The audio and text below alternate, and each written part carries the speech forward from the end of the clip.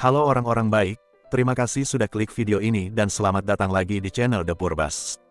Apa kabar kalian hari ini? Semoga kalian semua senantiasa dalam kondisi sehat walafiat ya, keluarga, pasangan, anak dan orang tua juga sehat-sehat, dan semoga segala sesuatu yang kalian kerjakan, senantiasa diberi kelancaran dari Yang Maha Kuasa.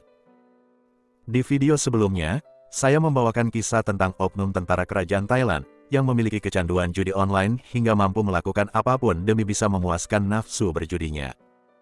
Nah, di video kali ini, saya akan membawakan kisah tentang seorang oknum polisi di Amerika Serikat, yang tega melakukan hal paling kejam sekalipun, demi menutupi rahasia terkelam dalam hidupnya.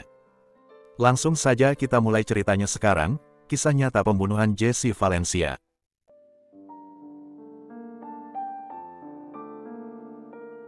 Stephen Arthur Rios lahir di Missouri, Amerika Serikat pada tahun 1977. Tak banyak info yang bisa didapatkan mengenai latar belakang keluarga dan pendidikan pria ini. Yang pasti, menurut sebuah sumber, Stephen sejak kecil memang bercita-cita menjadi seorang polisi.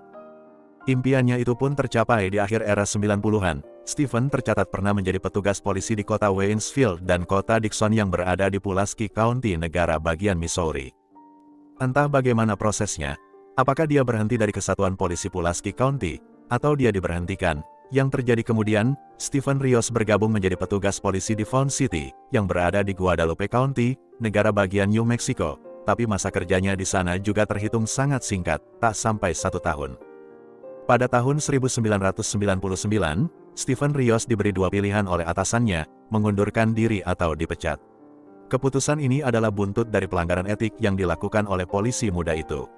Jadi Stephen diketahui menyewa sebuah unit gudang menggunakan nama salah seorang rekan kerjanya. Tak hanya itu, dia juga menggunakan gudang di sebelah unit yang dia sewa, tanpa izin dan tanpa membayar. Perbuatannya ini dilaporkan oleh pemilik penyewaan gudang ke polisi, dan di saat itu juga, terungkaplah bahwa Stephen menggunakan nama rekan kerjanya untuk menyewa gudang tersebut. Stephen dinilai telah menyalahgunakan profesinya demi kepentingan pribadi. Akhirnya Stephen memilih untuk resign secara sukarela, dan kasus pelanggarannya tidak dimasukkan sebagai catatan kriminal. Setelah mengundurkan diri dari kepolisian kota Fountain, Stephen kembali ke Missouri dan bekerja di Columbia Mall, tepatnya sebagai satpam di Target, salah satu perusahaan retail terbesar di Amerika. Namun masa kerjanya di sana juga hanya sebentar, karena pada bulan Oktober tahun 1999, Stephen pindah kerja menjadi security di bandara kota Columbia, negara bagian Missouri.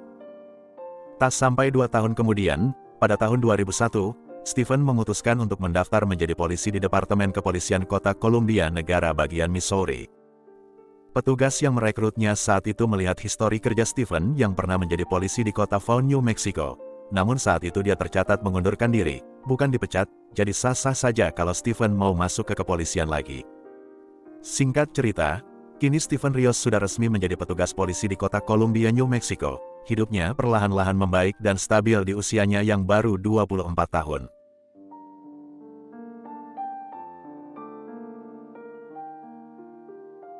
Sudah menjadi standar di masyarakat, seorang pria muda, sudah bekerja dan memiliki penghasilan yang stabil.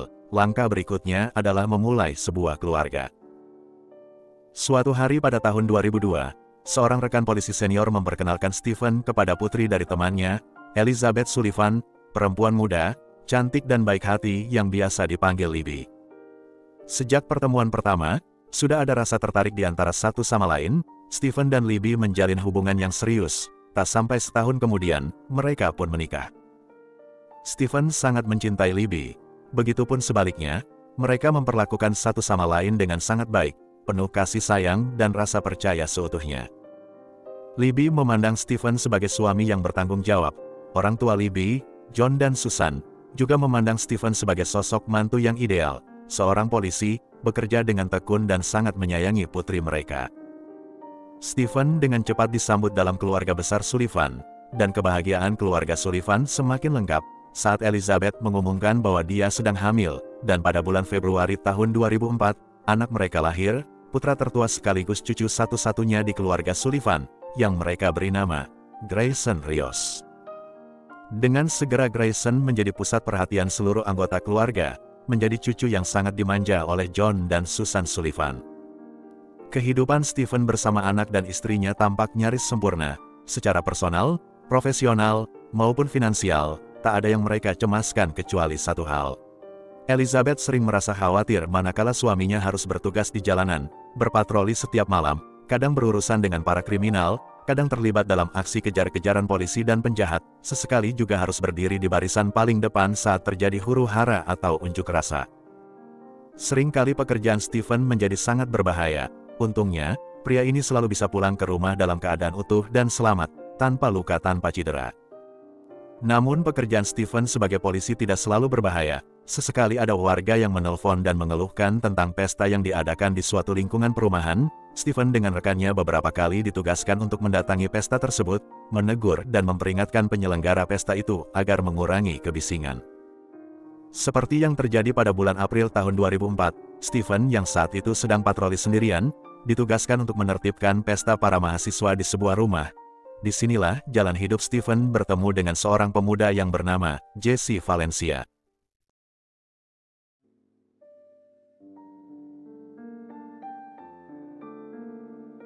Jesse James Wade Valencia, lahir di Perryville, Missouri pada tanggal 22 Februari tahun 1981. Saat itu dia menjadi anak satu-satunya dari ibu tunggal bernama Linda. Tak ditemukan info mengenai ayah biologisnya. Jesse menghabiskan masa kecil hingga remaja di pertanian pedesaan Kentucky bersama kakek dan neneknya. Linda, sang ibu, lalu menikah dengan seorang pria bernama Lupe Valencia, pria hebat yang kemudian menjadi sosok ayah sesungguhnya bagi Jesse kecil. Dan Lupe juga mengadopsi anak istrinya itu sehingga Jesse secara hukum menggunakan nama Valencia sebagai nama belakangnya. Beberapa tahun kemudian, keluarga ini tumbuh dengan kehadiran dua saudara tiri Jesse, keduanya perempuan yang sangat Jesse manjakan. Walaupun sudah ada dua putri dari pernikahannya, Linda masih memiliki hubungan yang kuat dengan putranya. Ibu dan anak ini selalu dekat dan saling percaya atas semua hal, dari urusan yang paling sepele hingga masalah besar. Jesse selalu terbuka pada sang ibu. Itulah sebabnya, saat duduk di bangku SMA, Jesse tanpa beban memberitahu ibunya secara terbuka tentang preferensi seksualnya, dan berkata bahwa dia seorang gay. Namun saat itu, Jesse juga mengungkapkan firasatnya yang sangat janggal, di mana Jesse berkata bahwa dia mungkin akan meninggal di usia yang sangat muda. Linda, sang ibu, mengesampingkan firasat tersebut dan memeluknya, berkata bahwa dia mencintai Jesse tanpa syarat, apapun dan bagaimanapun Jesse, dia tetaplah anak yang Linda cintai.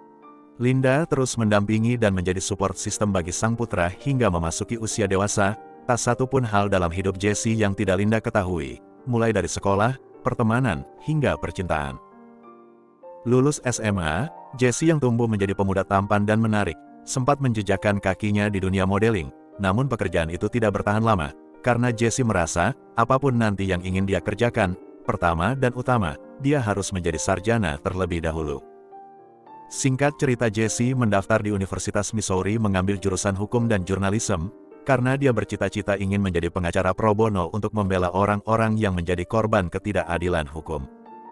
Sambil kuliah, Jesse bekerja part-time di sebuah hotel yang berada tak jauh dari kampus, dan di waktu libur, Jesse akan pergi berpesta bersama teman-temannya, baik itu pesta di klub malam maupun pesta di rumah seorang teman.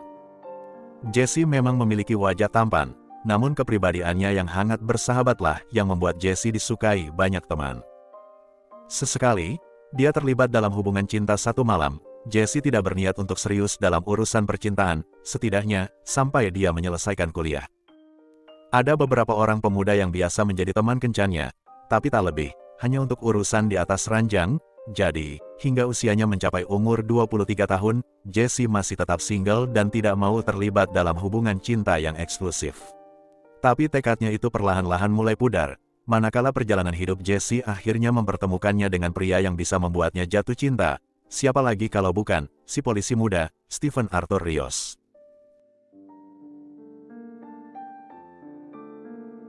Pada bulan April tahun 2004, petugas polisi Stephen ditugaskan untuk membubarkan sebuah pesta mahasiswa yang dikomplain oleh warga.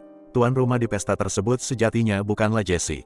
Namun pemuda 23 tahun itu berdiri paling depan dan menentang tindakan si polisi. Oleh karenanya, Jesse dibawa ke kantor polisi dengan tuduhan telah mengganggu ketertiban umum.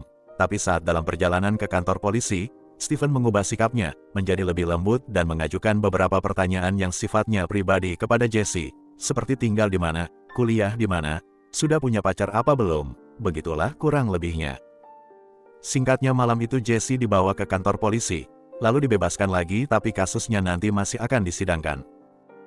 Sesuatu yang mengejutkan pun terjadi, manakala keesokan harinya, tahu-tahu si polisi yang tadi malam sudah ada di depan pintu asramanya. Stephen memperkenalkan dirinya sebagai Ted Anderson, tanpa basa-basi menawarkan kepada Jesse bahwa dia akan menghapus catatan kejadian tadi malam, dan Jesse tidak akan berhadapan dengan pengadilan untuk kasus mengganggu ketertiban umum. Sebagai imbalannya, Pak Polisi Stephen alias Ted Anderson meminta Jesse melayaninya di atas ranjang. Kalau kalian masih ingat di awal tadi, Stephen menggunakan nama rekan kerjanya untuk menyewa gudang dan menggunakan unit gudang lainnya tanpa membayar, yang mana kejadian itu membuatnya harus mengundurkan diri dari kepolisian Fall New Mexico. Rupanya di Columbia, Missouri, Stephen melakukan modus yang sama, menggunakan nama seorang rekan kerjanya untuk mendekati dan mengambil keuntungan dari Jesse, atau mungkin, ada pemuda-pemuda lain yang dia manfaatkan sebelum Jesse, menggunakan nama Ted Anderson atau nama rekannya yang lain. Jesse secara terbuka menunjukkan bahwa dia adalah seorang homoseksual, namun teman-temannya tidak masalah akan hal itu. Kemunculan Stephen alias Ted yang tiba-tiba, Jesse ceritakan kepada beberapa teman dekatnya, yang mana sejak malam di mana dia dibawa ke kantor polisi, Jesse memang tertarik terhadap Stephen, dan alangkah senang sekaligus terkejutnya Jesse ketika Stephen tiba-tiba muncul lalu mengajaknya untuk begituan. Jesse setuju dengan ajakan bercinta dari Stephen, karena memang dia menyukai si polisi muda itu. Ditambah lagi, Stephen menjanjikan untuk menghapus catatan kejahatan minornya dan Jesse tidak akan menjalani proses pengadilan. Namun di lain pihak, Stephen tidak memiliki perasaan apa-apa terhadap Jesse, hanya nafsu dan seks semata. Diam-diam selama ini Stephen menyimpan rahasia bahwa dia seorang biseksual. Secara rutin beberapa kali seminggu, Stephen dan Jesse bertemu untuk bercinta, kadang di hotel, kadang di kamar asrama Jesse, dan sesekali di mobil patroli Stephen. Namun ada aturan yang ditetapkan sejak awal, hanya Stephen yang menentukan kapan mereka bertemu. Polisi muda itu bisa muncul kapan saja dan mengajak Jesse bercinta. Pernah suatu hari, Stephen datang ke asrama Jesse, yang saat itu kebetulan sedang bercinta dengan seorang pria bernama Andy. Alhasil Andy dan Jesse dipaksa untuk main bertiga bersama Stephen. Aktivitas ini berlangsung hingga sebulan lebih. Jesse yang awalnya merasa enjoy saja melayani Stephen, lama-lama merasa kalau si polisi itu sangat berlebihan sampai-sampai mengganggu hidupnya. Jesse yang selalu terbuka kepada sang ibu, menceritakan kejadian yang dia alami sejak insiden di pesta, hingga aktivitas seks yang dia lakukan bersama seorang polisi bernama Ted Anderson, dengan iming-iming bahwa catatan kriminal Jesse akan dihapus. Tapi mau sampai kapan dia terus-menerus diperas? Lagi pula, pelanggaran mengganggu ketertiban umum bukanlah kejahatan kriminal yang berat. Kalaupun harus menjalani sidang, paling-paling Jesse hanya dihukum melakukan pekerjaan sosial, tidak akan sampai masuk penjara. Linda sang ibu menyarankan agar Jesse melapor ke polisi, tapi Jesse pesimis dan berkata, sepertinya dia menggunakan nama samaran. Jesse tidak tahu nama asli polisi itu.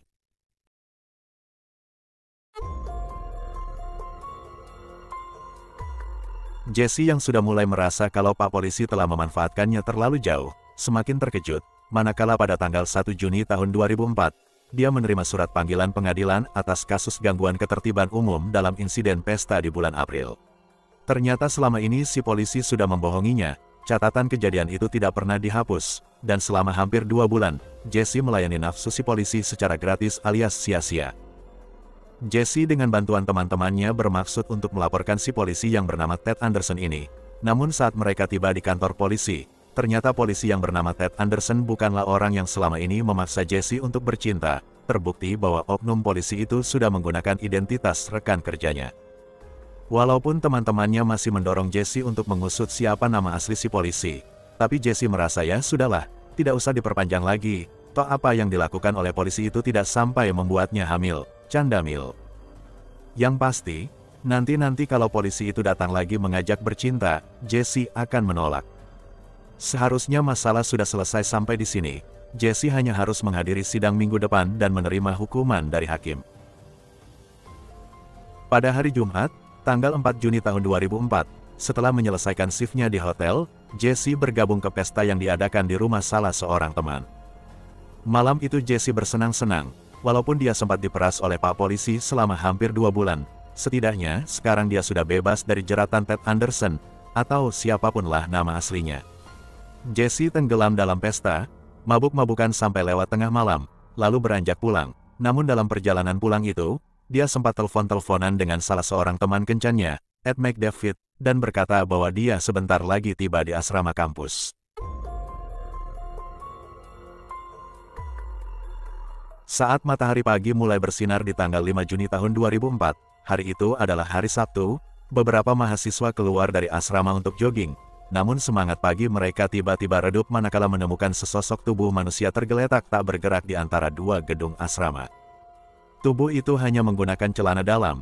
Mereka awalnya berpikir pasti itu salah seorang mahasiswa yang pingsan setelah mabuk tadi malam. Namun saat mereka mendekat dan bermaksud untuk membangunkannya, barulah mereka sadar bahwa tubuh itu sudah tak bernyawa. Kegemparan pun terjadi, para mahasiswa lain mengerumuni jasad misterius tersebut, yang mana beberapa orang ternyata kenal dan mengidentifikasinya sebagai Jesse Valencia. Pihak berwenang dihubungi dan beberapa polisi pun tiba di lokasi. Mungkin kalian sudah menebak bahwa Jesse dibunuh oleh Stephen, namun yang lebih memuakkan di sini, Stephen adalah petugas polisi pertama yang tiba di lokasi, mengamankan TKP dan membantu para medis mengevakuasi jasad Jesse Valencia. Hasil otopsi menunjukkan bahwa tenggorokan Jesse remuk, sangat jelas bahwa seseorang sudah mencekiknya begitu kencang sampai pemuda itu pingsan kehabisan nafas. Namun yang menjadi penyebab kematian sebenarnya adalah luka sayatan di leher. Luka itu sangat dalam, dan diduga, si pelaku menggunakan pisau tajam bergerigi. Di tubuh Jesse ditemukan beberapa memar, yang menandakan bahwa dia sempat melakukan perlawanan sebelum dicekik hingga pingsan.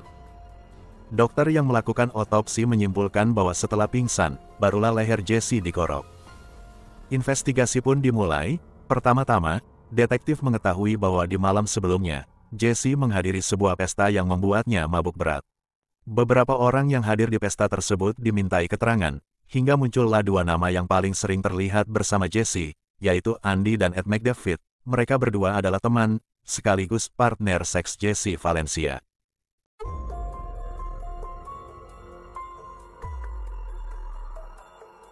Di ruang interogasi, Ed McDavid membenarkan bahwa dini hari beberapa jam sebelum Jesse ditemukan meninggal, dia memang menelpon pemuda itu. Ed berada di pesta tersebut namun dia pulang sebelum tengah malam. Beberapa jam kemudian dia menelpon Jesse, hanya untuk memastikan apakah Jesse sudah sampai ke asrama atau belum. Yang dijawab Jesse bahwa dia sebentar lagi tiba di asrama. Ed mengklaim bahwa sejak tengah malam hingga pagi dia berada di rumah, dan alibi Ed diverifikasi oleh orang tuanya. Selanjutnya Andy memberikan keterangan bahwa dia tidak menghadiri pesta tersebut dan tidak bertemu Jesse di hari itu. Namun, Andy menyebutkan bahwa Jesse memiliki masalah dengan seorang oknum polisi yang mengaku bernama Ted Anderson. Andy menceritakan rentetan kejadian yang dia tahu dari Jesse, sejak Jesse ditangkap pada bulan April, tentang adegan trisam di mana dia dan Jesse dipaksa untuk melayani polisi itu, hingga mereka melaporkan polisi itu beberapa hari yang lalu. Namun ternyata si polisi yang bernama Ted Anderson bukanlah orang yang mereka cari. Detektif kemudian bermaksud untuk mengambil semacam album yang berisi foto-foto para polisi di kantor kepolisian Columbia. Tapi Andy berkata bahwa itu tidak perlu, karena saat dia dibawa masuk ke ruang interogasi tadi, Andy berpapasan dengan pak polisi yang mengaku bernama Ted, yang ternyata pin nama di dadanya bertuliskan nama Stephen Rios. Detektif kemudian membuka file di bulan April tahun 2004 dan mendapati bahwa cerita Andy ternyata benar, di mana memang terdapat catatan komplain perihal pesta mahasiswa yang sudah ditindaklanjuti, dan memang polisi Stephen Rios yang ditugaskan saat itu. Beberapa teman dekat Jesse juga ditanyai dan membenarkan bahwa mereka mendengar cerita dari Jesse, bahwa polisi itu menawarkan untuk menghapus catatan penangkapan dengan imbalan hubungan seksual. Selain Andy, beberapa teman Jesse yang lain juga mengaku pernah melihat kehadiran polisi itu di asrama Jesse. Linda, ibu Jesse, juga memberikan keterangan bahwa putranya pernah bercerita. Awalnya Jesse bersemangat dan tertarik pada polisi yang menangkapnya. Namun kemudian Jesse merasa kalau dia hanya dimanfaatkan, diperas dan dilecehkan oleh oknum polisi yang mengaku bernama Ted Anderson. Nah, si polisi yang asli bernama Ted Anderson juga mengaku bahwa pada bulan April, dia kehilangan PIN namanya. Dengan semua petunjuk dan keterangan-keterangan tersebut, detektif membawa Stephen Rios ke ruang interogasi.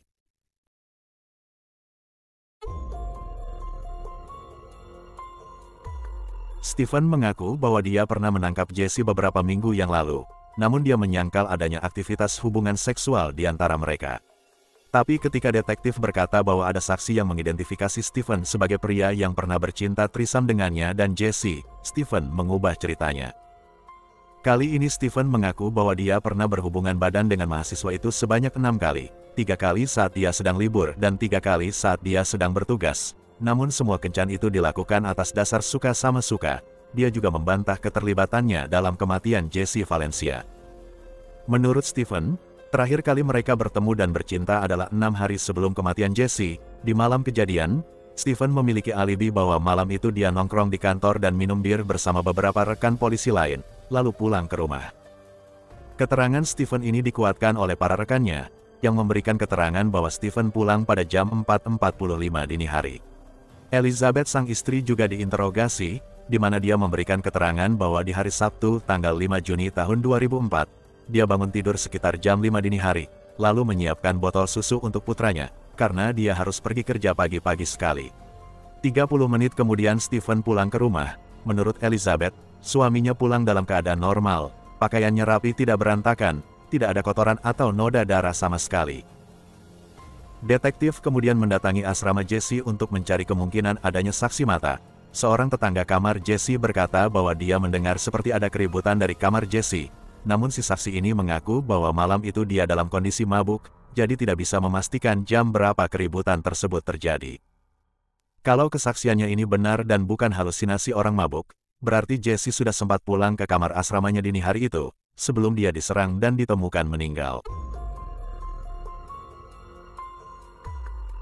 Kasus pembunuhan Jessie Valencia dengan potensi calon tersangka adalah seorang petugas polisi, berkembang menjadi rumor di kantor Stephen, di mana beberapa rekannya mengaku pernah melihat Stephen membawa pisau bergerigi, yang sesuai dengan deskripsi senjata pembunuhan. Untuk memverifikasi info tersebut, detektif dengan membawa surat penggeledahan, mendatangi dan menggeledah rumah Stephen, namun tidak berhasil menemukan pisau yang dicari, dan tidak berhasil menemukan barang bukti lain terkait kasus ini. Saat itu detektif masih menunggu hasil otopsi resmi dan hasil pemeriksaan beberapa sampel DNA yang ditemukan pada tubuh Jessie. Sampel DNA Stephen juga diambil untuk dicocokkan. Sementara menunggu proses investigasi selesai, Stephen diskors karena dia berpotensi untuk menjadi tersangka utama. Hal itu tentunya membuat Stephen kesal dan tidak nyaman. Beberapa hari kemudian, Stephen menelpon atasannya, berkata bahwa dia baru saja membeli sebuah senapan dan akan bundir. Polisi segera datang ke rumahnya untuk mencegah Stephen bundir. Pria 27 tahun itu lalu ditangkap dan dibawa ke fasilitas perawatan mental, namun dia berhasil lolos dari kamar perawatan, lalu naik ke rooftop dan mengancam akan loncat. Sekali lagi upaya bundirnya digagalkan, setelah seorang rekan kerjanya berhasil membujuk Stephen untuk turun dan kembali ke ruang perawatan. 2 kali upaya bundir, terlepas entah dia benar-benar serius atau hanya ancaman kosong, hal itu membuatnya terlihat makin bersalah. Tapi Stephen mengaku bahwa dia ingin mati saja, karena kini orang-orang tahu tentang homoseksualitasnya, dan bahwa dia sudah berzinah dengan seorang pria, sekaligus mengkhianati istrinya. Hasil otopsi dan beberapa tes lainnya keluar. Detektif kini mendapati info bahwa DNA Stephen ternyata cocok dengan DNA yang ditemukan pada tubuh Jessie. Sampel DNA pertama ditemukan di bawah kuku jari tangan Jessie, dan yang kedua adalah sampel bulu tangan yang ditemukan di dada Jessie, yang ternyata keduanya cocok dengan DNA Stephen. Mengenai DNA yang ditemukan di bawah kuku Jessie, Stephen membela diri bahwa itu bisa jadi adalah DNA-nya saat mereka bercinta 6 hari sebelum kematian Jessie. Hal ini mungkin saja terjadi, kalau selama 6 hari terakhir Jessie tidak pernah mandi dan tidak pernah cuci tangan sama sekali. Lalu mengenai sampel rambut Stephen yang cocok dengan bulu tangan di dada Jessie, Stephen berdalih, kemungkinan bulu itu jatuh ke tubuh korban, saat dia membantu mengangkat jasad Jessie ke ambulans. Lagi-lagi bantahannya ini disangkal oleh para medis yang bertugas saat itu, yang memberi keterangan bahwa Stephen hanya membantu mengamankan area, sama sekali tidak menyentuh tubuh korban, apalagi membantu mengangkat jasad korban ke dalam ambulans. Dengan semua bukti, keterangan saksi dan hasil tes DNA, Stephen Rios ditangkap dan ditetapkan sebagai tersangka dalam kasus kematian Jessie Valencia. Pada awal tahun 2005, kasusnya pun digelar, di mana jaksa mengajukan bukti sebagai berikut. Yang pertama, sampel DNA terdakwa Stephen Rios tak terbantahkan cocok dengan sampel DNA pelaku yang ditemukan pada korban. Yang kedua, Rekan-rekannya bersaksi bahwa pada hari Sabtu tanggal 5 Juni tahun 2004 dini hari, Stephen keluar kantor pada jam 4.45. Elizabeth istrinya lalu memberi keterangan bahwa Stephen tiba di rumah pada jam 5:30 menit, ada gap selama 45 menit. Padahal jarak dari kantor ke rumah Stephen cukup dekat, perjalanan menggunakan mobil seharusnya hanya memakan waktu 7 hingga 8 menit, atau selambat-lambatnya 10 menit. Stephen tidak bisa memberikan alibi mengenai keberadaannya selama selisih waktu sekitar 35 menit itu. Selanjutnya, klaim Stephen bahwa dia hanya berhubungan badan sebanyak 6 kali atas dasar suka sama suka dengan Jessie, dibantah oleh para saksi. Teman-teman dan ibu Jessie memberikan kesaksian bahwa Jessie merasa stres dan terpaksa setelah Stephen makin rutin datang dan minta jatah, seminggu bisa sampai 3 kali, jadi bisa dikalikan saja, selama hampir 2 bulan, sudah berapa kali Jessie melayani Stephen. Namun keterangan para saksi ini tidak bisa divalidasi 100%, karena semuanya hanya berdasarkan cerita Jessie kepada mereka.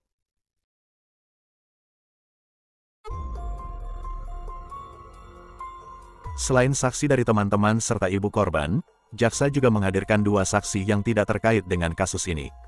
2 orang wanita memberikan keterangan bahwa mereka pernah mengalami kejadian yang mirip dengan pengalaman Jessie, di mana seorang petugas polisi, yang tak lain adalah Stephen Rios, pernah mendatangi mereka, menawarkan untuk menghapus catatan penangkapan mereka dengan imbalan hubungan badan. Di akhir sidang, jaksa menyimpulkan bahwa dini hari itu, di tanggal 5 Juni tahun 2004, Stephen Rios keluar dari kantor, tidak langsung pulang ke rumah melainkan mendatangi asrama Jessie Valencia dan mengajak untuk berhubungan badan. Jessie yang saat itu sudah tahu bahwa Stephen membohonginya dan tidak menghapus catatan penangkapan, menolak ajakan Stephen dan mengancam akan mengekspos perihal homoseksualitas Stephen, sehingga terjadilah pembunuhan tersebut. Pada bulan Mei tahun 2005, juri menetapkan bahwa Stephen Arthur Rios bersalah atas kejahatan pembunuhan tingkat pertama. Hakim lalu menjatuhkan vonis hukuman penjara seumur hidup tanpa ada kemungkinan untuk mengajukan pembebasan bersyarat.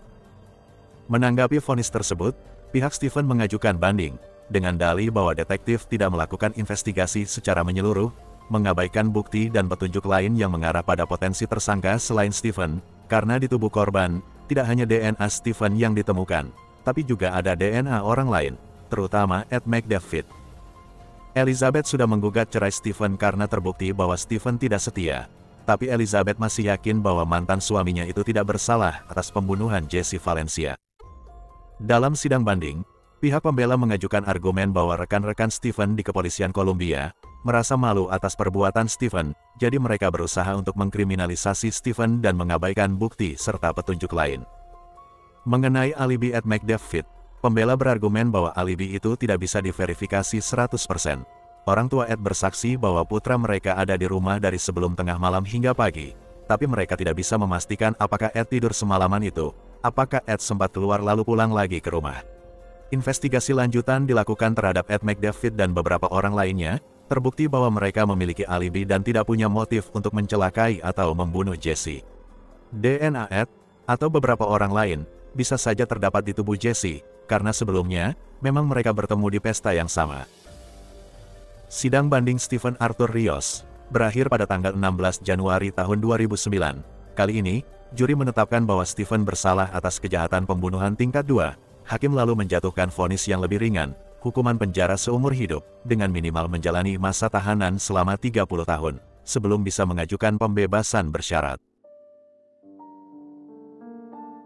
Itulah tadi kisah nyata kasus kriminal kita hari ini. Coba sampaikan pendapat kalian mengenai kasus ini di kolom komentar. Terima kasih sudah menonton video ini hingga selesai. Jaga kesehatan selalu, dan sampai jumpa lagi di kisah nyata kasus kriminal berikutnya dari channel The Purbas. Bang, tadi abang bilang tidak mungkin Jessie tidak mandi selama 6 hari. Lah abang sendiri kan pernah gak mandi selama 7 hari. Jadi mungkin saja kalau itu DNA Stephen dari 6 hari sebelumnya. Ya berarti kalau tiba-tiba abang ditemukan meninggal, DNA Hayati bisa jadi ada di balik kuku abang. Ish, apa pula maksudnya? Kok ngomong gitu abang?